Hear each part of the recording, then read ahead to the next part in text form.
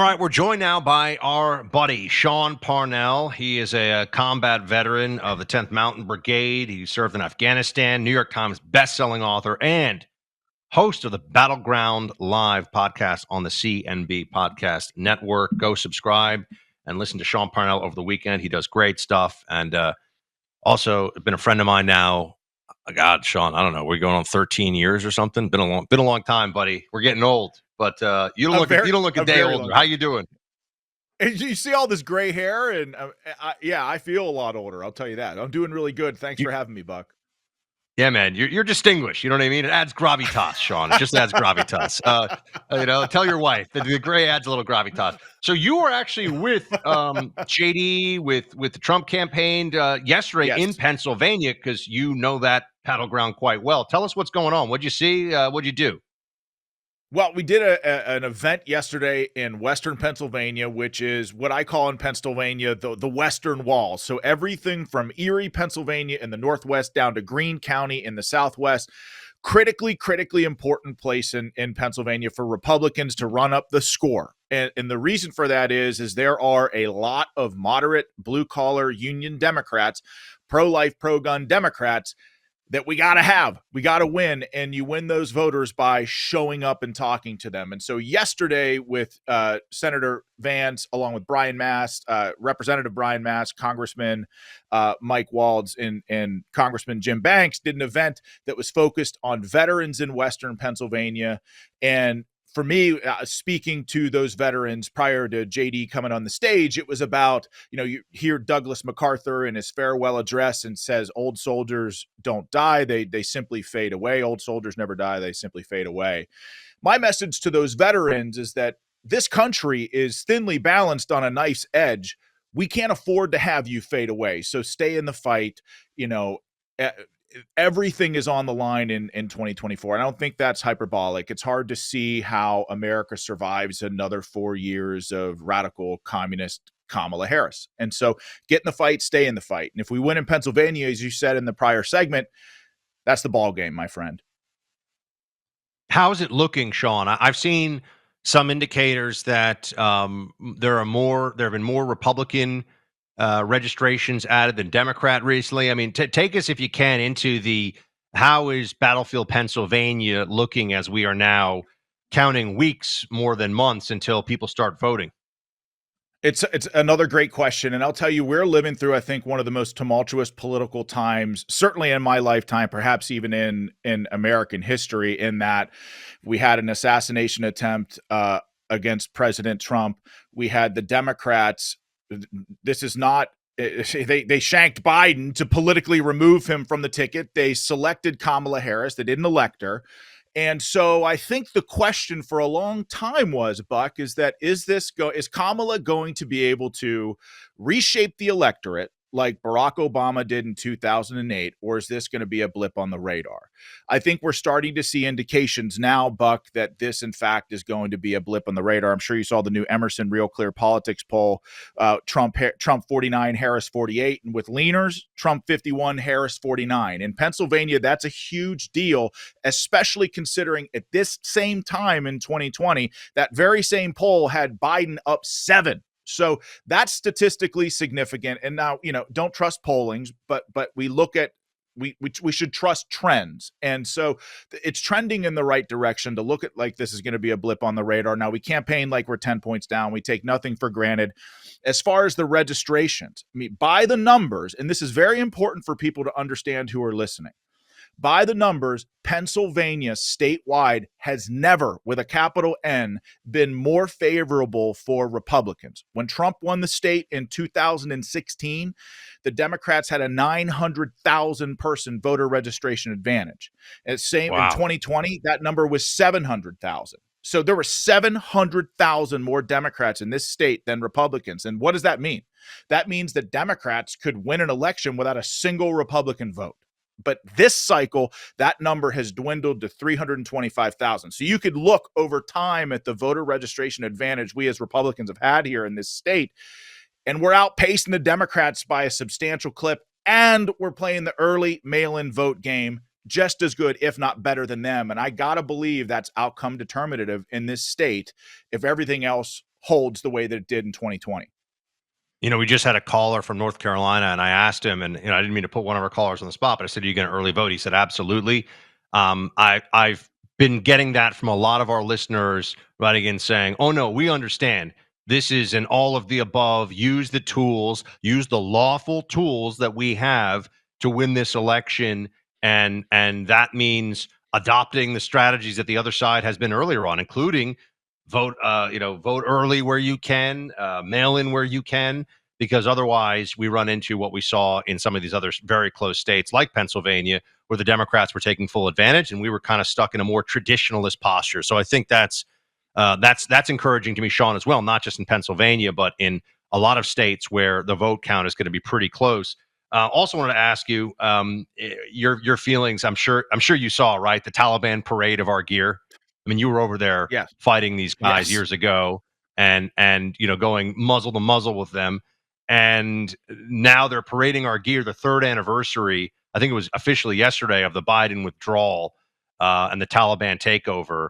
Just as a combat veteran from Afghanistan and as a patriotic American, as you see that, does Biden just get away with it in terms of Kamala Harris says it wasn't her fault, so no one's held accountable? Is that what we're heading for? Yeah, the interesting thing about it, Buck, is relatively inexplicable to me, but she bragged in an interview with, I think, Dana Bash, where she said, yeah, she was the last person in the room with Joe Biden on that decision, and she owns it. And so, as a veteran who fought there, bled there, lost 30 of my friends in support of that fight, which, as I talk through that number even now, it's difficult to wrap my mind around that. I'd be remiss if I didn't say to you, and I perhaps even dishonest, is I do question what it was for. Now that listen, if this country were ever under any sort of direct threat, I'd be the first in line to volunteer to protect and defend freedom. I don't regret my service in Afghanistan at all. In fact, I'm very proud of it. We did great things for the Afghan people. But you look at how my troops, and certainly American servicemen and women, and how they dedicated themselves to that country for what was 20 years, and then to just have politicians cut sling load on the country and surrender there, and then add insult to injury 3 years later, the Taliban parading around military equipment that we just left there again inexplicably. It hurts. It's really difficult. It's really difficult to see that play out before our eyes. And this is where I build to, I'm fine with looking at foreign policy through a different lens. And this is why I appreciate President Trump so much. If you look back over the last 20 years at what we did in Iraq and Afghanistan, and certainly toppling autocrats in Egypt, Libya, and other places, you'd be hard pressed to look at the last 20 years and say America's better off today for having invaded those countries. I mean, hundreds of thousands of Americans wounded, right?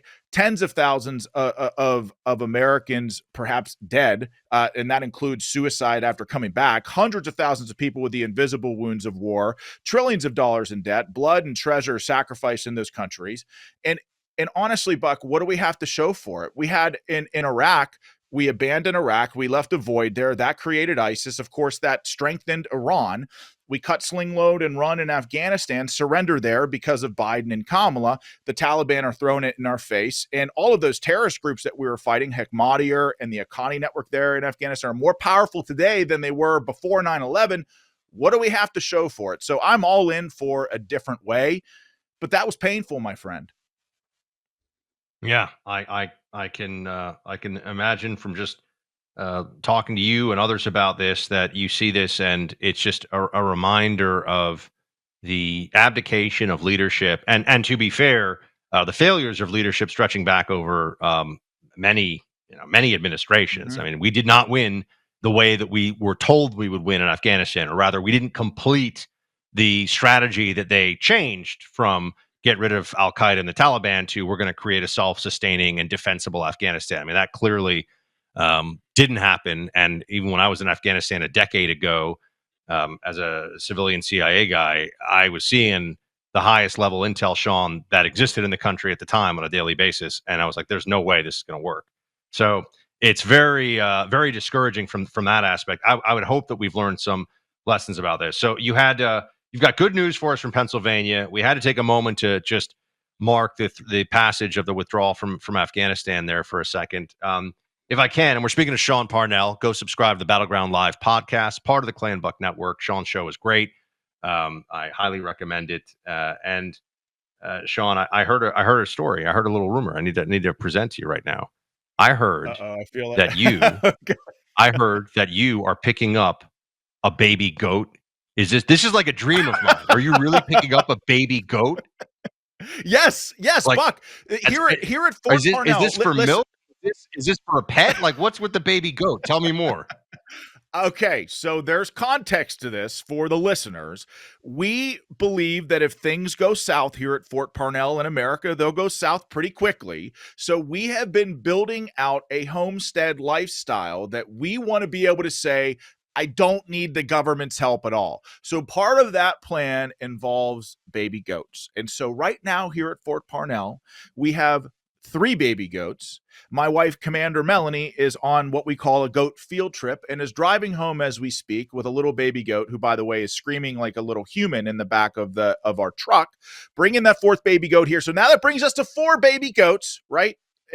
And now we've got 10 chickens with a rooster named Derby, Mr. Derby Wilcox Esquire, and 5 children and a dog named Pups McGee. So it's pandemonium here, but it's good pandemonium. Yeah, that's fantastic. I tell Carrie when Ginger's acting up a little too much, and this is the truth. I don't know if she's going to hear this or not, but I'm like, honey, why don't we just get a Nigerian dwarf goat to keep Ginger company? Because like they stay pretty small and they're very much like pets. And I was like, maybe we could even milk our little dwarf goat. And she's like, that is not happening.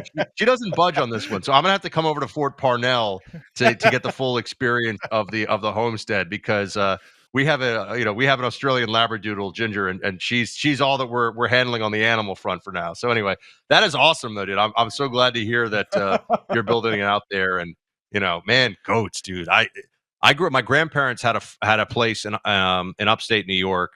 And there was a goat farm down the road. And in the spring, I swear, when I was a little kid, I was 12, 13 years old, I would go and feed the little baby goats through the fence. So I really, anyway, real fondness of it. Anyway, I'm getting off topic, but Sean, that's No, awesome. you're not. Congrats on the baby goat. And also on being, married and all the kids and all the good things. Where should people go to subscribe to Sean Parnell podcast? Well, I'm on the Clay and Buck Network. You could also subscribe to our Rumble channel. That's great too. But you all are amazing, and it's an honor to be a part of your network. All right, man. Go check it out. Sean's great. Highly, highly, highly recommend you to go check out his podcast this weekend when you can. Might even have some goats bleeding in the background. Sean, great to have you on, man. Thanks so much. See you, my friend. Good to see you. Let's talk about the Tunnel to Towers Foundation, an incredible organization that we're honored to partner with here on the show. Tunnel to Towers Foundation never forgets our nation's greatest heroes, their sacrifices, and helps our nation to honor its sacred obligation to them. One soldier to honor is Mario Nelson, who joined the National Guard after 9/11. He volunteered to help with the recovery efforts at Ground Zero. Mario was so motivated by his 9/11 experience, he enlisted in the U.S. Army. Sergeant Nelson later deployed to Iraq. Just 2 months shy of coming home, he was killed in action at the age of 26. Thanks to the support of friends like you, the Tunnel to Towers Foundation delivered a mortgage-free home to Mario's wife and daughter. In their darkest hours, that home brought them stability, peace of mind, and a place to call their own. Let's continue to honor heroes like Mario. Donate $11 a month to Tunnel to Towers at T2T.org. That's T, the number 2, T.org.